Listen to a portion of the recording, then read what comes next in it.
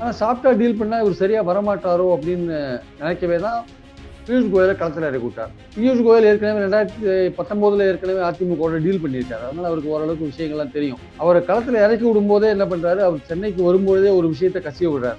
அதாவது வந்து டிவிஎஸ்சியில வந்து எல்இடி பல்பு வாங்கினதுல வேலுமணி ஊழல் பண்ணியிருக்காரு அப்படின்ற ஒரு விஷயம் வந்து எஃப்ஐஆர் இருக்கு ஆக்சுவலா. அந்த எஃப்ஐஆர் பேர்ல இடி வந்து ஆக்ஷன் எடுக்கிறாங்கன்ற ஒரு விஷயம் பியூஷ் கோயலுக்கு இருந்த சவால் வந்து ஒண்ணு அதிமுக பாஜக இடையில் உள்ள அந்த முரண்பாடுகளை களையணும். முதலமைச்சர் கேண்டிடேட், என்டிஏ கூட்டணி ஆட்சி, இந்த மாதிரி விஷயங்கள்லாம் இருக்கு. தொகுதி பங்கீடுகள் போன்ற விஷயங்கள் அதை முதல்ல களையணுன்றதுதான் முதல் பாயிண்ட். ஓபிஎஸ் கூப்பிட்டு பேசினாரு, எடப்பாடிக்கு பல தடவை அட்வைஸ் பண்ணாரு. ஆனா எடப்பாடி ரொம்ப தெளிவா வந்து நான் ஓபிஎஸ் சேர்க்க மாட்டேன், தினகரனை வந்து என்டிஏ கூட்டணியில் சேர்க்கறது சேர்க்காததுனால வந்து என்னுடைய விருப்பம்னு சொல்லிட்டாரு. அதனாலதான் அதிமுக பொதுக்குழுலயே வந்து கட்சிகளை சேர்ப்பது அதிமுக தான் முடிவு பண்ணி அவங்க தீர்மானம் போட்டாங்க. பியூஷ் கோயல்கிட்ட அதிமுக வைத்த ஒரு கோரிக்கை. அதுக்கு அவர் என்ன சொன்னாருன்னா, நாங்க வந்து முதல்வர் கேண்டிடேட்டை வந்து எலெக்ஷனுக்கு முன்னாடி பொதுவா என்டிஏல சொல்றது கிடையாது அப்படின்ற ஒரு விஷயத்த முன்னாடி வச்சிருக்காரு அவர். நீங்க பல மாநிலங்கள்ல பாத்தீங்கன்னா தெரியும், இவர் தான் முதலமைச்சர்னு பல பேர் ஊகிப்பாங்க.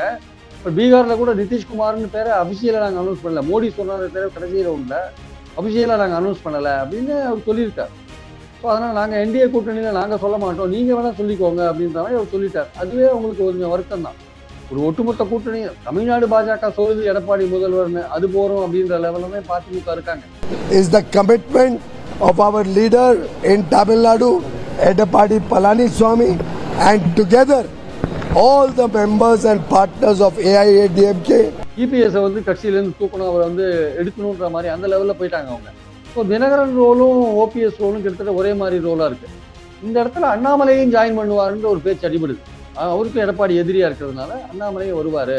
தினகரன் வந்து தாவேகா கதவை தட்டிட்டு இருக்காரு, அங்க என்ன மாதிரி கொடுக்குறாங்கன்னு தெரியாது, அங்க போறதுக்கான வாய்ப்புகள் இருக்கு. ஓபிஎஸும் கிட்டத்தட்ட தாவேகா கதவை தட்டுற மாதிரி தான் இருக்காரு. விஜய் வந்து ஒரு ஸ்பாயிலரா இருப்பாருன்றதுல எந்த விதமான சந்தேகமும் இல்லை. கொங்கு மண்டலத்துல வந்து ஒரு அதிமுகவுடைய வெற்றியை ஸ்பாயில் பண்றதுக்கான வாய்ப்பு இருக்கு. அவர் மைனாரிட்டி ஓட்டுகளை ஒட்டுமொத்தமாக எடுத்து போயிடுவார்ன்றதெல்லாம் வந்து அது வந்து கொஞ்சம் அதிகபட்சமான மதிப்பீடாக நான் நினைக்கிறேன். அவர் மைனாரிட்டி ஓட்டெல்லாம் ஒட்டுமொத்தமாக எடுக்கிறதுக்கான வாய்ப்புகள் கிடையாது.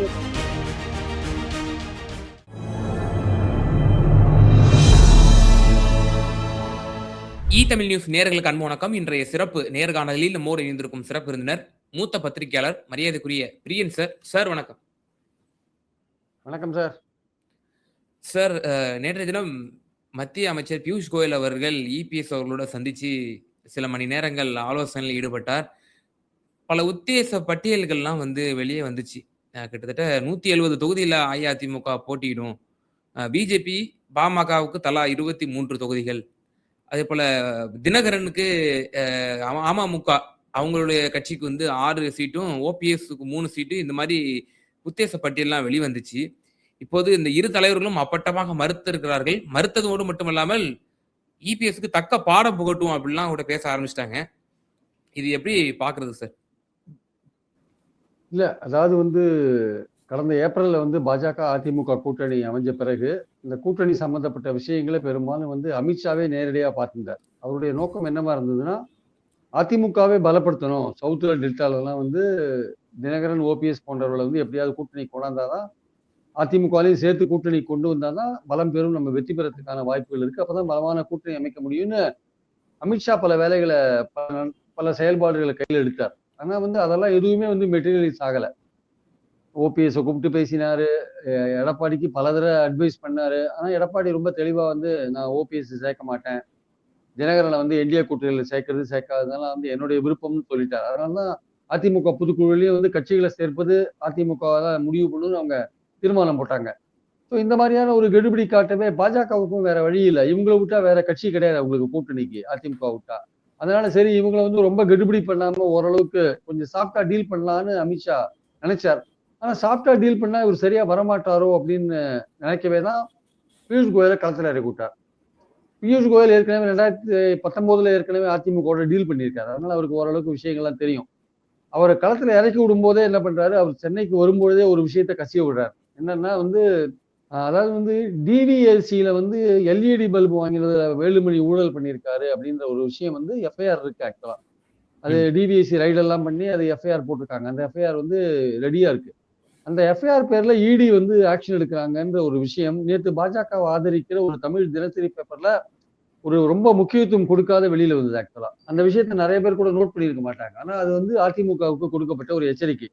நாங்க எந்த லெவலுக்கு வேணா போவோம் உங்களை பயமுறுத்துறதுக்கு அப்படின்ற மாதிரியான ஒரு விஷயம் எச்சரிக்கை இது ஆக்சுவலா.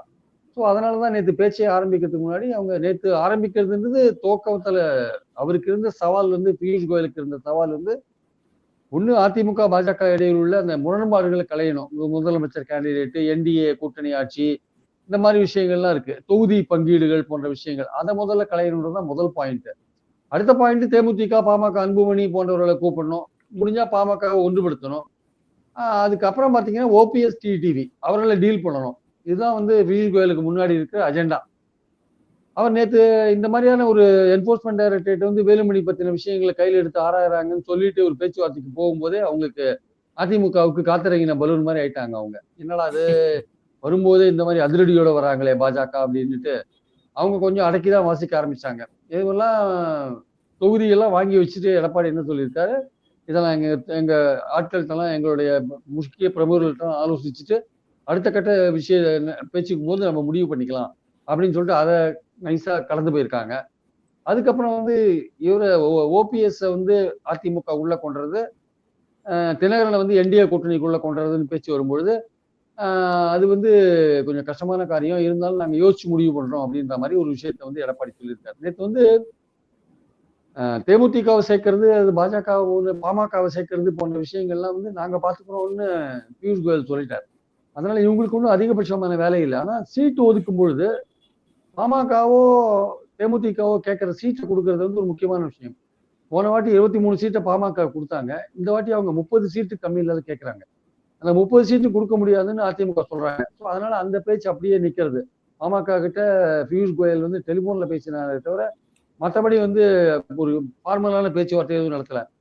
தேமுதிக பிடியே கொடுக்காம நகர்ந்திருக்காங்க. அவங்க சுதீஷ் வந்து ஏற்கனவே அமித்ஷாவை போய் சந்திச்சுட்டு வந்துட்டாருன்னு ஒரு ரூமர் இருக்கு. எப்படி தினகரன் போய் அமித்ஷாவை சந்திச்சுட்டு வந்துட்டாருன்னு ரூமர் இருக்கோ அந்த மாதிரி சுதீஷும் போய் சந்திச்சுட்டு வந்துட்டாருன்னு ஒரு ரூமர் இருக்கு. அவங்க வந்து 3 கதையும் ஓபன் பண்ணி வச்சிருக்காங்க. பாஜக அதிமுக கதையும் ஓபன் பண்ணி வச்சிருக்காங்க, தாவேகா கதையும் ஓபன் பண்ணி வச்சிருக்காங்க, திமுக கதையும் ஓபன் பண்ணி வச்சிருக்காங்க. அதனால அவங்க வந்து ஜனவரி 10ஆம் தேதி அன்னைக்கு என்ன பண்ண போறாங்கன்னா பிரேமலதாட்ட அதிகாரத்தை கொடுத்துட்டு கட்சி பேசாம இருக்க போகுது, அவங்க முடிவு பண்ணிப்பாங்கன்ற மாதிரி ஒரு ஏதோ விஷயத்த கையில் எடுப்பாங்க போல் இருக்கு. அதனால அவங்களே வந்து பியூஷ் கோயலால வழி கொண்டு முடியல. அதே மாதிரி இவர் கொடுத்த பியூஷ் கோயல் கொடுத்த லிஸ்டே வந்து அதிமுக ஓகே பண்ணல. ரொம்ப பணிவா வந்து அதை வந்து அப்ப நாங்க கன்சல்ட் பண்ணிட்டு சொல்றோம்னு முடிவு பண்ணிட்டாங்க. அதே மாதிரி பாஜக தரப்புல இருந்து எத்தனை சீட்டுகள் வரைக்கும் கேட்கப்பட்டிருக்கதாக நீங்க ஆஸ் சீனியர் ஜெர்னலிஸ்ட் உங்களுக்கும் பல சோர்சஸ் சொல்லியிருக்கோம். எவ்வளவு சீட் வரைக்கும் கேட்டிருக்காங்க சார் பிஜேபி? சார் அவங்க வந்து கிட்டத்தட்ட வந்து போன வாட்டி அவங்க வின் பண்ணாங்க இல்லையா பாராளுமன்ற தேர்தலில் எந்தெந்த தொகுதிகளில் சட்டமன்ற தொகுதிகளில் அதிகமான வாக்குகள் எடுத்தாங்களோ அந்த தொகுதிகளில் அவங்க கேட்குறாங்க. கிட்டத்தட்ட ஒரு 70 தொகுதிகள் வரையும் அவங்க கேட்குறாங்க சார். அது கேட்கும்போது என்ன சொல்றாங்க, நாங்கள் வந்து ஏசி சண்முகத்துக்கு பிரித்து கொடுக்குறோம், நாங்கள் வந்து ஓபிஎஸ்க்கு பிரித்து கொடுக்குறோம், நாங்கள் டிடிவிக்கு பிரித்து கொடுக்குறோம், மற்ற வாசனுக்கு நாங்கள் பிரித்து கொடுக்குறோன்ற மாதிரி அந்த கணக்கில் கேட்குறாங்க. ஆனால் இவங்க என்ன சொல்றாங்க, அதிமுக என்ன சொல்றாங்க, அந்த பிரித்து கொடுக்குற கணக்கெல்லாம் பார்த்துக்கலாம், பின்னாடியே பார்த்துக்கலாம், அப்படி பிரிச்சு கொடுக்குற ஆட்கள் அவங்களும் நாங்க ரெட்டையில நிக்க வைப்போம். நீங்க சின்ன சின்ன கட்சிகளுக்கு நீங்க பிரிச்சு கொடுக்க வேண்டாம், நீங்க தாமரையிலையும் நிக்க வைக்க வேண்டாம், நாங்க அவங்களை ரெட்டையில நிக்க வைக்குவோம். போன வாட்டி அவங்க 191 இடத்துல வந்து அதிமுக போட்டி போட்டாங்க. அது 179 இடத்துல தான் அதிமுக போட்டி போட்டது. மற்ற வந்து பாத்தீங்கன்னா 11 இடங்கள் பாத்தீங்கன்னா அந்த வாசன் கட்சியோட 6, அப்புறம் சின்ன சின்ன கட்சிகள் நிறைய, எல்லாமே எல்லாருமே ரெட்டையில போட்டி போட்டாங்க. அது 191 இடங்கள். அப்போ நாங்க போன வாட்டி நாங்க தான் வந்து சின்ன சின்ன கட்சிக்கெல்லாம் ரெட்டையில போட்டி நான் ரெட்டையில போட்டி போட வச்சோம். இந்த வாட்டி உங்களுக்கு அந்த மாதிரி பிரிச்சு கொடுக்க முடியாது, உங்க விஷயத்த பார்த்துன்னு போங்க, உங்களுக்கு கொடுக்கறத பத்தி நம்ம பேசலாம், மற்றவங்களை பத்தி நாங்க டிசைட் பண்ணிக்கிறோம்னு அதுல கராரா சொல்லிட்டார் எடப்பாடி. அதுல கொஞ்சம் தைரியத்தை ஏற்படுத்தி கொண்டு கொஞ்சம் கராரா சொல்லிட்டார். அந்த விஷயத்தை பத்தி நம்ம அடுத்த வாட்டி பேசிக்கலாம்னு முடிவு பண்ணிட்டாங்க. 70 தொகுதின்றது வந்து அது கிடைப்பதற்கான வாய்ப்புகள் ரொம்ப ரொம்ப குறைவு. அவங்க அதிகபட்சமாக போனா 40ன்றது ரொம்ப அதிகம். 40 வரையும் வந்து இறங்கி வரலாம் அப்படின்ற மாதிரி ஒரு பேச்சு இருக்கு. இருந்தாலுமே வந்து எடப்பாடி அதிமுக வட்டாரத்துல என்ன சொல்றாங்க, 30க்கு மேல கொடுக்கறதுக்கான வாய்ப்பே இல்லை அப்படின்ற மாதிரி சொல்றாங்க பாஜகவுக்கு. இந்த பேச்சுவார்த்தைகள் வந்து ஒரு முற்றுப்பெறாத ஒரு சூழல்ல வந்துதான் நிக்குது அப்படியே.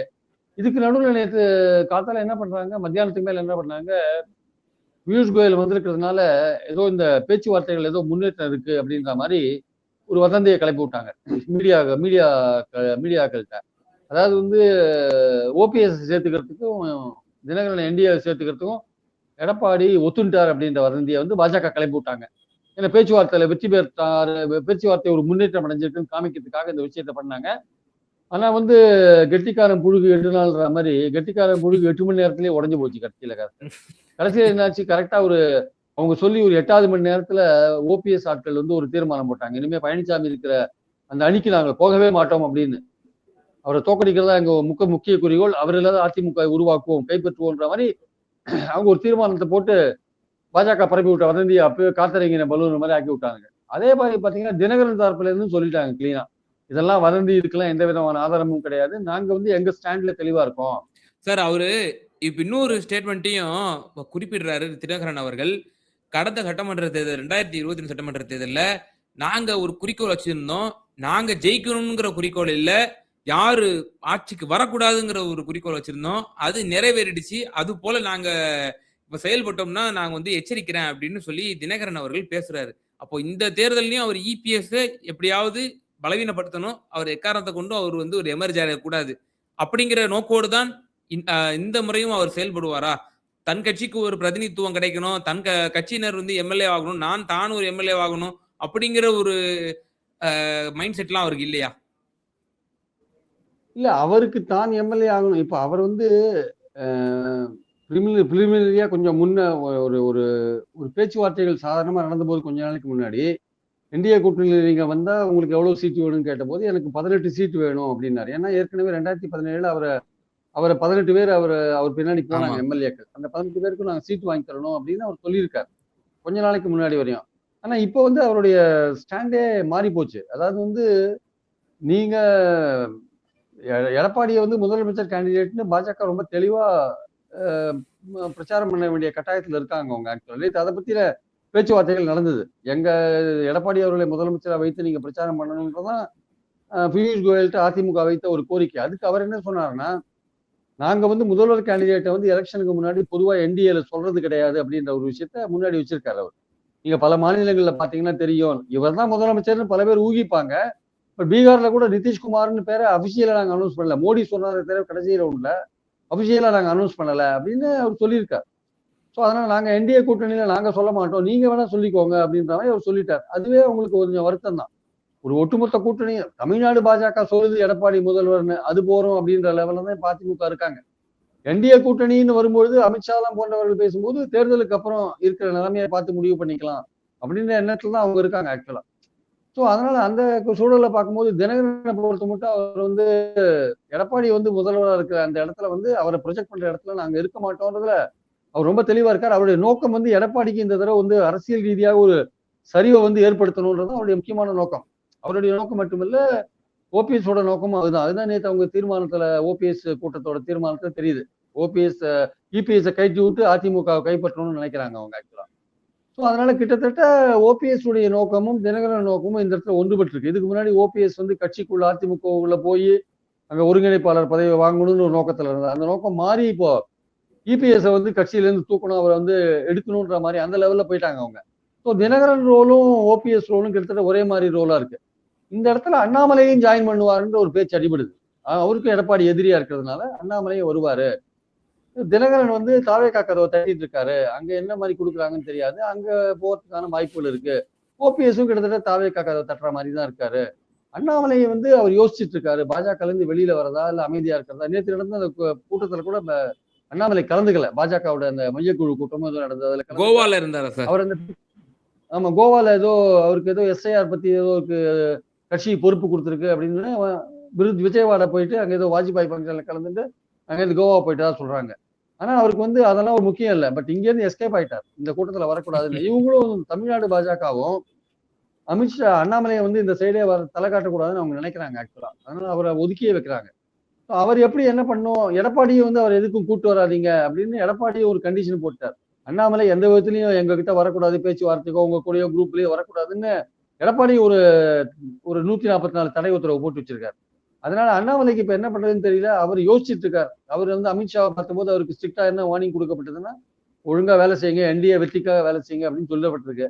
ஆனா இவர் என்ன சொல்லிட்டு வந்தாரு, எனக்கு வந்து நான் 29ல வந்து உங்ககிட்ட மறுபடியும் சேர்ந்துக்கிறேன், எடப்பாடியை முதலமைச்சராகிறதுக்கான விஷயத்துல எனக்கு வந்து இன்ட்ரெஸ்ட் கிடையாது, நான் கொஞ்சம் விளைவிக்கிறேன்ற மாதிரி ஒரு விஷயத்த சொன்னார். அவங்க அதுக்கு ஒத்துக்கல ஆக்சுவலா. அதனால இப்போ வந்து என்ன பண்றது, எப்படி வெளியில வர்றது, தை மாசம் பிறந்தா வெளியில வரலாம், ஜனவரி 15க்கு அப்புறம் வெளியில வரலான்ற ஐடியால அவர் இருக்காரு. ஆனா பாஜகல பல பேரை கேட்டா அதெல்லாம் சிரிப்பாங்க, அதெல்லாம் ஒண்ணும் கிடையாது அப்படின்னு சிரிப்பாங்க. பட் உண்மையிலேயே வந்து அண்ணாமலைக்கும் தமிழ்நாடு பாஜகவுக்கும் அண்ணாமலைக்கும் மேலிட பாஜகவுக்கும் ஒரு பிரச்சனை ஓடின்னு இருக்கு. அதனால எடப்பாடி மீண்டும் முதல்வர் ஆயிட்டாரு, இல்ல அவர் வந்து பலம் பெற்று விட்டார், முதல்வராரோ இல்லையோ பலம் பெற்று விட்டார், அரசியல் ரீதியாக பலம் பெற்று விட்டார் என்றால் அது வந்து அண்ணாமலையோட பாலிடிக்ஸ்க்கு வந்து ஒரு பெரிய பிரச்சனையா இருக்கும்னு அண்ணாமலை நினைக்கிறார். ஸோ அதனால என்ன நினைக்கிறாரு, சரி இனிமே வந்து எடப்பாடியை வந்து அவருக்கு ஒரு சரிவை கொண்டு வரதான் நம்ம வேலையா இருக்க முடியும், அந்த வேலையில இறங்குறாரு. ஸோ நமக்கு வந்து தினகரன் தான் பெட்டர், தினகரனோடய சேர்ந்துட்டோம், இல்ல ஓபிஎஸ், தினகரன், ஈவன் சசிகலா எல்லாரையும் சேர்த்துட்டு ஒரு தனி அணியா அமைக்கலாமோன்னு கூட அண்ணாமலை தரப்புல இருந்து தினகரன் தரப்புல இருந்து யோசிக்கிற லெவல்ல தான் விஷயம் போயிட்டு இருக்கு ஆக்சுவலா. பட் இதெல்லாம் எப்படி மெட்டீரியலைஸ் ஆகும்னு சொல்ல முடியாது. அண்ணாமலை வெளில ஒரு வர மாட்டாரா, தினகரன் தாவேக்காவுக்கு போக வர மாட்டாரா, இல்ல தாவேக்காவுக்கு போகாத தனி அணி அண்ணாமலை, தினகரன், ஓபிஎஸ், சசிகலா தனி அணியா அமைஞ்சு அதிமுக எங்கெங்க போட்டி போடுதோ அங்க மட்டுமே அதிமுகவை தோக்கடிக்கிறதுக்கான பணிகள் இறங்குவாங்களா, இந்த மாதிரி பல விஷயங்கள் வந்து பேச்சுவார்த்தைகள்ல ஓடிட்டு இருக்கிறது நம்ம பாக்குறோம் நம்ம. அதனால தற்சமயத்துக்கு பியூஷ் கோயல் வந்த வேலை வந்து ஒன்றும் முடிஞ்ச மாதிரி தெரியல. ஏன்னா முதல் கட்ட பேச்சுவார்த்தைனால ரொம்ப ஸ்லோவா தான் போயிருக்காது ஆக்சுவலா. இருந்தாலும் முதல் கட்டத்திலேயே வந்து அதிமுகவுக்கு ஒரு அதிர்ச்சியை கொடுத்துட்டு தான் ஆரம்பிச்சிருக்காரு பேச்சு ஆரம்பிச்சிருக்காரு. வரப்போற காலகட்டத்துல இன்னும் வந்து என்ன மாதிரி ஒரு ஓபிஎஸ், தினகரனுக்கு இன்னும் ட்ரை பண்ணுவாங்களா மாட்டாங்க. சார் இந்த நேற்று நடந்த இந்த நெகோசியேஷன்ல வந்து யாரு அப்பர் ஹேண்ட் எடுத்தது போல உங்களுக்கு தெரியுது சார்? பியூஷ் கோயல் தான் அப்பர் ஹேண்ட் எடுத்திருக்காரு. அது ஒன்றும் சந்தேகமே இல்லை. அவர் தான் பியூஷ் கோயல் சொன்னதான் அவங்க கேட்டு இருக்காங்க. பியூஷ் கோயல் சொன்னதான் அவங்க கேட்டு இருக்காங்க தவிர அதிமுக சொன்னதை அவங்க கேட்டுக்கல. அதிமுக சொன்னதெல்லாம் அவங்க அதிமுக வந்து பெரும்பாலும் இவர் சொன்னதுதான் கேட்டிருந்தாங்க. வேற ஒன்றும் பெருசா வந்து எந்த முடிவும் எடுக்கல. எந்த தொகுதிகள் பத்தினா நாங்க இன்னும் எங்களோட தோழர்கள்ட்டெல்லாம் பேசிட்டு முடிவு பண்றேன்னு எடப்பாடி சொல்லிட்டாரு. அப்புறம் ஓபிஎஸ், டிடிவிக்கு வந்து நாங்க யோசிச்சு முடிவு பண்றோம் அப்படின்னு சொல்லிட்டாரு. தேமுதிக, பாமகவை பத்தி நாங்க பாத்துக்கிறோம்னு பியூஷ் கோயல் சொல்லிட்டாரு. இந்த முதல்வர் கேண்டிடேட் போன்ற விஷயங்கள்லாம் வந்து என்டிஏ லெவல்ல நாங்க சிஎம் கேண்டிடேட்லாம் அனௌன்ஸ் பண்றது இல்லைன்னு அவங்க சொல்லிட்டாங்க. இதுதான் ஆக்சுவலா நடந்திருக்கு. அடுத்த கட்ட பேச்சுவார்த்தைகள்ல கொஞ்சம் முன்னேற்றம் வரதுக்கான வாய்ப்புகள் இருக்கு. அப்பவுமே வந்து தேமுதிகவெல்லாம் உள்ள கொண்டுறது எவ்வளவு கஷ்டம்னு எல்லாருக்கும் தெரியும். அதனால அது எவ்வளவு பியூஷ் கோயலோட முயற்சி அந்த அளவுக்கு பலிக்குன்றதை பொறுத்து தான் பார்க்கணும். பாமக ஒன்றுபடுத்தணும் அப்படின்ற ஒரு ரோலுக்கு வந்து ராமதாஸ் அவர்கள் ஒத்துக்கல. இந்த ஒன்றுபடுத்துகிற விஷயம்லாம் என்கிட்ட வச்சுக்காதீங்கன்ற மாதிரி அவர் பேசுறாரு. ஆனா வந்து பாஜக தரப்பு என்ன நினைக்குதுன்னா, பாமக அன்புமணியை மட்டும் சேர்த்தா போறாது, ஒட்டுமொத்த பாமகவுடைய ஓட் பேங்க்கும் வாங்கணும்னா ராமதாஸ் அவர்கள் இருக்கும்னு நினைக்குது. ராமதாஸ் அவர்கள் வந்து இந்த ஒற்றுமைக்கான முயற்சியில ஒரே ஒரு கண்டிஷன் தான் போறாரு, தலைவர் நான் அன்புமணி ஒத்துண்டாருன்னா ஒற்றுமை, இல்லாட்டி கிடையாதுன்றாரு. அது எந்த அளவுக்கு ஒர்க் அவுட் ஆகும்னு சொல்ல முடியாது ஆக்சுவலா வந்து. அதனால வந்து மற்ற சின்ன கட்சிகள், புதிய தமிழகம் அந்த மாதிரி விஷயங்கள்லாம் சேர்க்கறதுல வந்து எடப்பாடிக்கும் பாஜகவுக்கும் ஒன்றும் பெரிய கருத்து வேறுபாடெல்லாம் கிடையாது. அது சேர்ந்தா நல்லதுன்னு தான் அவங்க நினைக்கிறாங்க. ஸோ இந்த சூழல்ல வந்து பாஜக முதல் பேச்சுவார்த்தையில பாஜக கை ஓங்கி இருக்குன்றதுதான் முக்கியமான பாயிண்ட். சார் இப்போ ஓபிஎஸ், டிடிவி இப்போ இவங்க வந்து என்டிஏக்குள்ள இபிஎஸ் தான் இப்போ முதலமைச்சர் வேட்பாளர் என்டிஏவில், அதுல எந்தவித மாற்று கருத்து இருக்காதுன்னு நான் நினைக்கிறேன். இப்போ அந்த அணியில இவங்க 2 பேருக்கு இடம் கிடையாது, இவங்க 2 பேரும் போறது இல்ல, இபிஎஸ்க்கு பாடம் எடுக்க போறோம் அப்படின்னு தான் அப்படிதான் வந்து அவங்களுடைய இதை அஜெண்டாவை ஃபிக்ஸ் பண்ணிட்டாங்க. அப்போ அவங்களுக்கு இருக்கக்கூடிய ஆப்ஷன்ஸ்லாம் என்னென்ன சார் இப்போ அவங்களுக்கு இருக்கு? இன்னும் 2 மாதங்காலத்துல அவங்க கூட்டணி சேர்ந்து அவங்க பணிக்கு போகணும், என்ன ஆப்ஷன்ஸ் இருக்கு சார் அவங்களுக்கு? ஓபிஎஸ்க்கான ஆப்ஷன்ஸ் வந்து ஒன்று தாவேக்கா இருக்கு, இன்னொன்று திமுக இருக்கு. தாவேக்கால போனா அவங்களுக்கு வந்து இடங்கள் அதிகமா கிடைக்கலாம், பட் வெற்றி உறுதியான்னு சொல்ல முடியாது. அந்த பேச்சுவார்த்தையும் அவங்களுக்குள்ள நடந்துட்டு இருக்கு. அதே மாதிரி பாத்தீங்கன்னா வந்து ஆனா தாவேக்கால போன ஒரு அட்வான்டேஜ் என்னன்னா வந்து அதிமுக ஆதரவு ஓட்டுக்களை எடுக்கிற மாதிரியான விஷயங்கள் செங்கோட்டையன் அங்க இருக்கிறதுனால அதிமுக ஆதரவு ஓட்டுக்களை எடுக்கிறதுக்கான வாய்ப்புகள் நிறைய இருக்கு. தாவேக்காவுக்கு போன ஆதரவு ஓட்டுக்களை பெறுவதற்கான வாய்ப்புகள் நிறைய இருக்கு. அதே மாதிரி வந்து திமுகவுக்கு போனீங்கன்னா வந்து உங்களுக்கு தொகுதிகள் குறைவா தான் கொடுப்பாங்க, பட் வெற்றி வந்து அஷ்யூர்டா இருக்கும் சில இடங்கள்ல. அதனால அதிக இடங்கள் வாங்கி குறைவான இடங்கள்ல வெற்றி பெறது அல்லது வெற்றி பெறாத போறதை விட குறைவான இடங்கள் வாங்கி ஒரு சில இடங்களை வின் பண்றது பெட்டர்ன்ற மாதிரியான எண்ணம் வந்து ஓபிஎஸ் ஆதரவாளர்களுக்கு இருக்கு. கிட்டத்தட்ட இதே எண்ணம் தான் வந்து தினகரனுக்கு இருக்கு. ஆக்சுவலா அவருக்கு வந்து தாவேக்கா ஒரு ஆப்ஷனா இருக்கு, விட்டா திமுகவும் ஒரு ஆப்ஷனா இருக்கு அவங்களுக்கு. என்ன ஒட்டுமொத்தமா இவங்க 2 பேரும் என்ன நினைக்கிறாங்க, எப்படியாவது வந்து எடப்பாடியை வந்து இந்த வாட்டி காலி பண்ணிடணும், நம்ம அரசியல் ரீதியா காலி பண்ணிடணும், கட்சியை அவர்கிட்ட பிடிக்கணும். நீங்க சொன்ன மாதிரிதான் 21 அவர் ஆட்சிக்கு வராத அளவுக்கு பண்ணிட்டோம், 20 இடத்துல காலவாரி விட்டோம் நம்ம. அது மாதிரி இந்த வாட்டி வந்து எடப்பாடியை வந்து கம்ப்ளீட்டா காலி பண்ணிட்டா கட்சியை நம்ம கைப்பற்றலான்ற எண்ணத்துல தான் அவங்க 2 பேருமே ஒர்க் பண்ணிட்டு இருக்காங்க. ஆனா இதெல்லாம் வந்து எப்படி ஒர்க் அவுட் ஆகுன்றது கேள்விக்குறிதான். தாவேக்கால போனா தாவேக்கால உரிய மரியாதை கிடைக்குமா? ஃபண்ட்ஸ் எல்லாம் இருக்கு, ஃபண்ட்ஸ் ப்ராப்ளம் எல்லாம் இருக்கு. அதெல்லாம் விஜய் கட்சியில எவ்வளவு தூரம் அவங்க ஃபண்ட்ஸ் எதிர்பார்க்க முடியும்னு சொல்ல முடியாது. ஆனா அதே சமயம் பாத்தீங்கன்னா திமுகல போனா உங்களுக்கு ஃபண்ட்ஸ் ப்ராப்ளம் எல்லாம் அவ்வளவு இருக்காது. இடங்கள் குறைவா கொடுத்தாலும் ஃபண்ட்ஸ் எல்லாம் கிடைக்கும், பிரச்சாரம் பண்றதுக்கு ஈஸியா இருக்கும். அதனால அந்த வாய்ப்பு இருக்கு. ஆனா திமுகல போனா இன்னொன்னு இருக்கு, என்னன்னா வந்து அதிமுகவோட ஓட்டுகளை, ஆதரவு ஓட்டுகளை நீங்க வாங்க முடியாது. அது வந்து திருப்பி திமுகல சேர்ந்தா அதிமுக தொண்டர்கள் வந்து அதை வேற மாதிரி பார்ப்பாங்க. தாவேக்கால சேர்ந்தா கூட அதிமுக தொண்டர்கள் ஓரளவுக்கு அதை அட்ஜஸ்ட் பண்ணுவாங்க. ஏன்னா எம்ஜிஆர் எல்லாம் புகழ்ந்து பேசுறாரு விஜய். அதனால அது ஓரளவுக்கு போறதுக்கான வாய்ப்பு இருக்கு. திமுகல போனா அந்த அதிமுக ஆதரவு ஓட்டுகளை வந்து இவங்க வாங்குறது கொஞ்சம் கஷ்டமா இருக்கும். அது எல்லாம் எப்படி அது திமுகல ஒட்டுமொத்த ஒத்துழைப்பு நமக்கு கிடைக்குமா திமுக அணியில நம்ம வின் பண்ற அளவுக்கு அப்படின்லாம் அவங்க யோசிக்கிறாங்க. ஸோ அந்த மாதிரி பாயிண்ட்ல வந்து யோசிச்சுட்டு இருக்கிறதுனால 2 ஆப்ஷனையும் மாத்தி மாத்தி யோசிச்சுட்டு இருக்காங்க வச்சுக்கோங்களேன். நோக்கம் ஒண்ணுதான், எப்படியாவது எடப்பாடியை வீழ்த்தணும் இந்த வாட்டி அப்படின்றது நோக்கமா இருக்கு ஆக்சுவலா. எனக்கு இந்த விவகாரத்துல இறுதியான ஒரே ஒரு கேள்வி. இப்போ இவங்க 2 பேரும் இபிஎஸ் ஆட்சியில வரக்கூடாதுன்னு சொல்லி பயங்கரமா ஒர்க் அவுட் பண்ண போறோம் அப்படின்றாங்க. இப்போ மற்றொரு பக்கம் நேற்று தினம் பியூஷ் கோயல்ல விஜய் அவர்களை பற்றி பேசும்பொழுது அவர் ஒரு ஸ்பாய்லரா இருப்பாரு அப்படிங்கிற ஒரு கருத்தை சொல்லியிருப்பதாக ஊடகங்கள்லாம் தகவல் வந்துச்சு. மேலும் விஜய் தாவேக்காவை பெரிதாக விமர்சனமும் செய்ய வேண்டாம் என்று அறிவுறுத்தினார் என்றும் கூறப்படுகிறது. இப்போ இவங்க ஓபிஎஸ் மற்றும் டிடிவி இபிஎஸ் நாங்க ஆட்சிக்கு வரவிட மாட்டோம் அப்படின்னு இவங்க ஒரு ஸ்ட்ராட்டஜி எடுக்கிறாங்கல்ல, இது யாருக்கு லாபமா இருக்கும்? திமுகவுக்கு லாபமா இருக்குமா, தமிழக வெற்றி கழகத்திற்கு லாபமா இருக்கும்னு நீங்க நினைக்கிறீங்களா?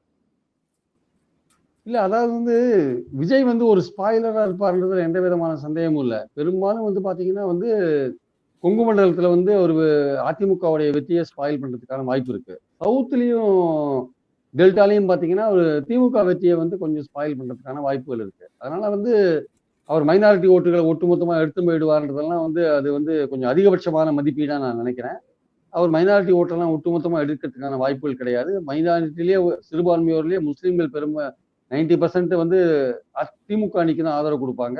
ஈவன் கிறிஸ்துவர்கள்லயே பாத்தீங்கன்னா பெரும்பான்மையோர் வந்து திமுக அணிக்கு தான் ஆதரவு கொடுப்பாங்க. ஒரு சிலர் வந்து கண்டிப்பா இளைஞர்கள் விஜய் சைடு இருப்பாங்க. அது ஒன்றும் பெரிய அளவுக்கு வந்து பாதிப்பை உண்டாக்கணும்னு எனக்கு தோணல ஆக்சுவலா. அதனால பாயிண்ட் என்னன்னா வந்து சில இடங்கள்ல அவர் வந்து திமுக அணியையும் சில இடங்கள்ல வந்து அதிமுக அணியையும் ஸ்பாயில் பண்ணுவார். பெரும்பாலும் அவர் ஸ்பாயில் பண்றது பாத்தீங்கன்னா கொங்கு மண்டலம் அவங்களுடைய பேஸா இருக்கிறதுனால அங்க ஸ்பாயில் பண்ணாங்கன்னா கொஞ்சம் அவங்களுக்கு பிரச்சனை வரும். அவங்க ஏன்னா அந்த இடத்துல தான் போன வாட்டி அவங்க 41 இடங்கள் வாங்கினாங்க. அந்த இடத்துல அடி வாங்கினாங்கன்னா ரொம்ப கஷ்டம், அவங்க தலையெடுக்கிறது ரொம்ப கஷ்டம். அதனால வந்து இங்க சவுத்துலயோ இல்ல டெல்டாலயோ திமுக அதிக வாக்கு வித்தியாசத்துல பல இடங்கள்ல வின் பண்ணிருக்கு போன வாட்டி.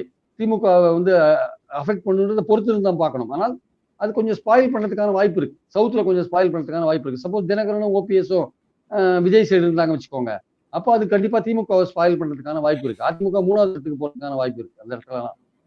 சப்போஸ் தினகரனும் ஓபிஎஸும் திமுக சைடுல இருந்தாங்க வச்சுக்கோங்க, அப்போ வந்து விஜய் வந்து திமுகவுக்கு ஒரு ஸ்பாயிலரா இருக்கிறதுக்கான வாய்ப்புகள் ரொம்ப குறைவா இருக்கும். சில தொகுதிகளில் பண்ணுவாரு, அதுன்னு பண்ணவே மாட்டார் சொல்ல முடியாது.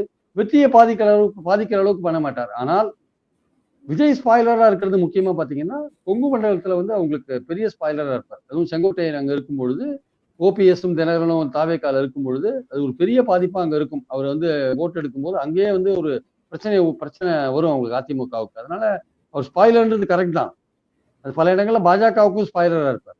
அதனால வந்து பாயிண்ட் என்ன, பாஜகவுக்கும் ஸ்பாயிலரா இருப்பாரு சார்?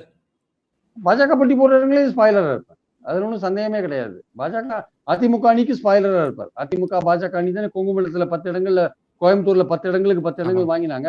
இந்த வாட்டி 10 இடங்களுக்கு 10 இடங்கள்லாம் வாங்குறதுக்கான வாய்ப்பே கிடையாது. அங்கேயும் அவர் ஸ்பாயிலரா இருப்பாரு. அவரு ஏன்னா உங்களுக்கு இந்த 4 முனை போட்டியில வெற்றின்றது பாத்தீங்கன்னா ஒரு 1000 ஓட்டு, 2000 ஓட்டு, 3000 ஓட்டுல இருக்கிறதுக்கான வாய்ப்புகள் அப்படிதான் இருக்கும். குறைஞ்ச ஓட்டுல தான் வின் பண்றது வாய்ப்புகள்லாம் இருக்கும். அப்போ அவர் எடுக்கிற வாய்ப்புகள் வந்து கண்டிப்பா வந்து கொங்கு மண்டலத்துல அதிமுக கொஞ்சம் அப்பர் ஹேண்ட் இருக்கு, அதிமுக பாஜக செல்வாக்கா இருக்கிற இடத்துல அந்த ஓட்டுகளை அவர் இழுக்கும் போது அவருக்கான பாதிப்புகள் அங்க வரும். திமுக வந்து தன்னுடைய ஓட்டுகள், திமுகவோட ஸ்ட்ராட்டஜியே இந்த வாட்டி ரொம்ப மாறி இருக்கு. அது அவங்க வந்து கடந்த தேர்தல்கள் எல்லாம் இல்லாத இருக்கிற ஒரு பெரிய விஷயத்தை இந்த வாட்டி கையில் எடுக்கிறாங்க. ரொம்ப ரொம்ப முனைப்போடு எடுக்கிறாங்க. அவங்க எஸ்ஐஆர்ல வந்து ஆட்கள் எல்லாம் சேர்த்தாங்க அப்படின்றது வேற விஷயம். சில பேர் சொல்றாங்க செத்து போனவங்க ஓட்டெல்லாம் எடுத்துட்டாங்க, இனிமே திமுக கள்ள ஓட்டு போட முடியாது. அதெல்லாம் ஒரு பைத்தியகாரத்தனமான பேச்சா இருக்கு. எந்த ஒரு எலெக்ஷன்ஸ்லயும் வந்து பதிவாகிறது வந்து 72-73% தான் பதிவாகும். அதுல மீதி இருக்கிறதெல்லாம் பதிவாகாது. அது மீதி இருக்கிற ஓட்டு யாரு? எல்லாமே செத்து போறவங்க, வராதவங்க ஓட்டு தானே. ஏற்கனவே செத்து போறவங்க ஓட்டு போடாதானே சார் இருக்காங்க. அந்த ஓட்டை வந்து எப்படி அந்த ஓட்டுல வேணா சில வாக்குச்சாவடியில ஒரு 10 பேர் 15 பேர் ஓட்ட சில பேர் போடலாமே தவிர அதுவே முழுசா போட்டு வின் பண்றதுக்கான வாய்ப்பு கிடையாது. ம். அந்த செத்து போனவங்க பேர்ல சில பேர் ஓட்டு போடலாம். ஆனா அதுவே முழுசா போடுறதுக்கான வாய்ப்பு கிடையாது. ம். ஸோ அப்படி செத்து போனவங்க ஓட்டு ஏற்கனவே போடாது தான் இருக்கு. அது இந்த வாட்டி வந்து அஃபிஷியலா எடுத்திருக்காங்களே தவிர, போன வாட்டி வந்து அன்அஃபிஷியலா அவங்க வந்து பேர் இருந்தா கூட அவங்க வரலன்னா என்ன அர்த்தம்? அவன் செத்து போயிட்டான் வரல அவ்வளவுதான். அவன் போடல. அவனும் சேர்ந்து வந்து போட்டிருந்தான்னா பெர்சன்டேஜ் 90 வரையும் சார் போகும். ஸோ உண்மையிலே ஜென்யூன் ஓட்டர்ஸ் ஒரு 5ல இருந்து 10% போடாத இருக்கான்னா, செத்து போன ஒரு 10, 15% போடாத இருக்கான். அவன் செத்து போயிட்டான் அதனால போடல. அவன் பேரை நீங்க இப்ப எடுத்துட்டீங்க அவ்வளவுதான். அதனால என்ன வந்துட போகுது? மறுபடியும் 70% ஓட்டு பதிவு ஆக போகுது. அதே தான் ஆக போறது. அது என்ன திமுக என்ன வாங்கிட்டோ அதே தான் வாங்க போறது. அதனால இதுல இன்னும் பெரிய அளவுக்கு வந்து ஏதோ இதெல்லாம் இது சுத்தப்படுத்திட்டாங்க வாக்காளர் பட்டியலை. அதனால திமுகவுக்கு பாதிப்புன்னு அந்த பார்வை இருக்குல்ல, அது வந்து சரியான பார்வை கிடையாது ஆக்சுவலா. அது வந்து அந்த பார்வை வந்து தவறான பார்வை. ஏன்னா வந்து செத்து போனவங்களுக்கு வந்து செத்து போனவங்க உயிரோட இருந்தா ஓட்டு போட வந்திருப்பானே. ஓட்டு பெர்சன்டேஜ் 90க்கு போயிருக்குமே. 80, 89, 90 போகும். ஏன் போகல? அது ஏன் 60 சென்னை மாதிரி இடத்துல ஏன் 55, 52, 53 தான் ஏன் போகுது? இங்க அதிக அளவு டெலிஷன் ஆயிருக்குன்னா, இங்க சத்தம் அதிகமா இருக்கான்னா, அவன் வரலன்னு அர்த்தம். வேற என்ன இருக்கு? அவன் வரல அவ்வளவுதான். அவன் வராததுக்கு நம்ம என்ன பண்ணலாம்? அவ்வளவு வராத லட்சக்கணக்கான சதம் ஓட்ட வந்து திமுக போட முடியுமா? ஓகே. அதனால ஏதோ 1, 2 இடத்துல சில தவறுகள் நடந்திருக்கலாம். இல்ல இந்த மாதிரியான வாக்குச்சாவடி அலுவலர் உதவியோட சில விஷயங்கள் நடந்திருக்கலாம். ஆனா எல்லா இடத்துலயும் அது நடந்திருக்க சான்ஸ் இல்ல. அதனால வந்து திமுகவுக்கு ஒன்றும் பெரிய பாதிப்பு இது சுத்திகரிக்கப்பட்டதுனால வாக்காளர் பட்டியல் பாதிப்பு உண்டாகுன்றதெல்லாம் சரியான ஒரு அணுகுமுறை கிடையாது ஆக்சுவலா. ஒரு கருத்து கிடையாதுன்றது என்னுடைய கருத்து. ஸோ அதனால வந்து இந்த வாட்டி வந்து திமுக வந்து எந்த முன்ன எப்போதும் இல்லாத விட இப்போ ரொம்ப ஸ்ட்ராங்கா சில விஷயங்கள்லாம் பண்றாங்க. ஓட்டர் பை ஓட்டர் பாக்குறாங்க. ஓட்டர் பை ஓட்டர் இன்னைக்கு கூட பாத்தீங்கன்னா தமிழ்நாடு முழுக்க இன்னைக்கு வேலை செய்யறது பாத்தீங்கன்னா மறுபடியும் வரைவு வாக்காளர் பட்டியல் வந்ததுக்கு அப்புறம் யார் செத்தாங்க யார் இருக்காங்கன்னு தெருக்கு தெரு வீட்டுக்கு வீடு போய் பார்த்துட்டு இருக்காங்க. இன்னைக்கும் பார்த்துட்டு இருக்காங்க. ஸோ அவங்க அதன் மூலமா என்ன பண்றாங்க? ஓட்டர் பை ஓட்டர் கான்டாக்ட்ல இருக்காங்க. தன்னுடைய நல்வாழ்வு திட்டங்கள்னால வெல்ஃபேர் ஸ்கீம்ஸ்னால பயன்பெற்றவர்களை நேரடியா கான்டாக்ட் பண்றாங்க. நேரடியா அவங்கள உள்ள கொண்டு வர பாக்குறாங்க. ஸோ பல விதங்கள்ல அவங்க வந்து ஓட்டுகளை கலெக்ட் பண்றாங்க. அந்த முயற்சியில இறங்கியிருக்காங்க. இளைஞர் அணி மாநாடு போடுறாங்க, பெண்கள் மாநாடு போடுறாங்க. பல விதங்கள்ல பல ஏற்பாடுகள் அவங்க பண்ணிட்டு இருக்கிறத நம்ம பாக்குறோம் நம்ம. அதனால அவங்கள பொறுத்த மட்டும் அவங்க என்ன நினைக்கிறாங்க? ரொம்ப சைலண்டா வேலை செய்யறாங்க. இன்னைக்கு வரையும் பாத்தீங்கன்னா கூட இந்த 4 முனை போட்டியில திமுக தான் வந்து முன்னணியில இருக்கிறத நம்ம பாக்குறோம் நம்ம. அதனால ஓகே. தாவேகா வந்து பெரும்பாலும் வந்து கொங்கு மண்டலம் அந்த பகுதிகளில் அதிமுக ஓட்டை ஸ்பாயில் பண்ணுவாங்க. சவுத்துல வந்து கொஞ்சம் ஓரளவுக்கு திமுக ஓட்டை ஸ்பாயில் பண்றதுக்கான வாய்ப்புகள் இருக்கு. டெல்டால ஸ்பாயில் பண்ண ட்ரை பண்ணுவாங்க. பட் இருந்தாலும் அதையும் மீறி திமுக வின் பண்றதுக்கான வாய்ப்புகள் இருக்குன்னு தான் என்னுடைய கருத்து. ஒட்டுமொத்தமா பார்க்கும்போது அதிமுகவுக்கு பெரிய இழப்பு காத்துட்டு இருக்கு. அதுவும் தாவேகால போயிட்டு தினகரனும் ஓபிஎஸ் சேர்ந்தாங்கன்னா அதிமுகவுக்கு பெரிய அடிவிடத்துக்கான வாய்ப்புகள் இருக்கு. நிச்சயமா சார். பல்வேறு விவகாரங்கள்ல எங்க நேயர்களுக்கு ரொம்ப தெளிவா உங்களோட கருத்துக்களை பகிர்ந்தீங்க. மிகுந்த நன்றிகள். Thank you.